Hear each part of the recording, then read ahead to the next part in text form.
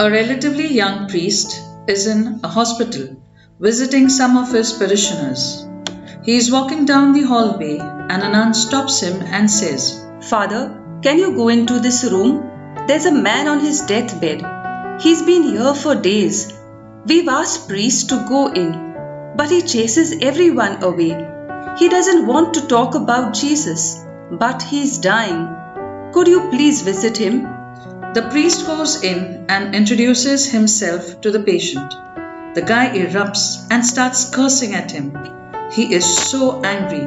I don't want anything to do with you. Get out of here. The priest says, Okay.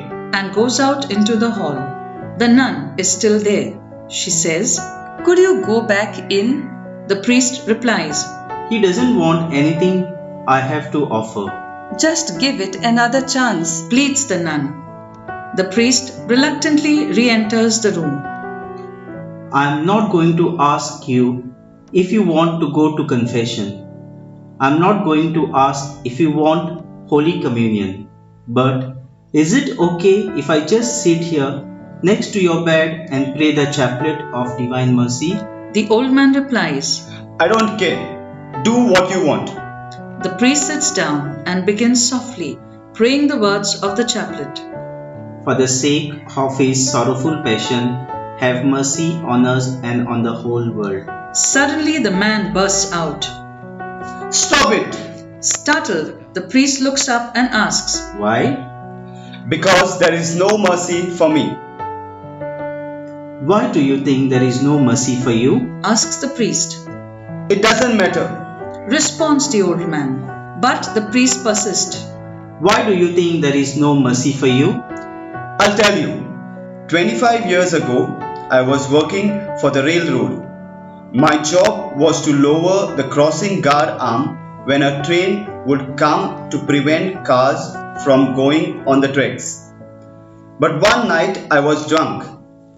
I didn't lower the crossing guard arm, and a couple and their 3 young children were on the tracks as the train came, and they were all instantly killed. That was my fault. So there is no mercy for me. I have failed. It is over. The priest just sits there, staring at the rosary in his hands. Finally he asks. Where was this? The man tells him the name of the Polish town. The priest looks up and says, 25 years ago, my mom and my dad were taking my little siblings on a trip. I couldn't go with them.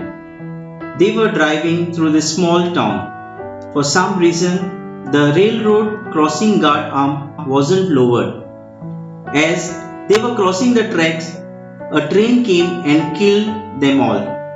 I lost my whole family that night. The priest gazes intently into the man's face and he says, My brother, God forgives you. Not only that, I forgive you. The man realizes that God's mercy is for him. The priest asks, Would you let me hear your confession and give you the Eucharist? The man makes his confession and receives Holy Communion. 2 days later, he dies. Mercy wins. His failure is not final. The story goes on. It's kind of cool. After giving the man communion, the priest goes into the hallway in search of the nun. He can't find her. The administration tells him, We don't employ any nuns at this hospital. For years, the priest does not know who this nun is.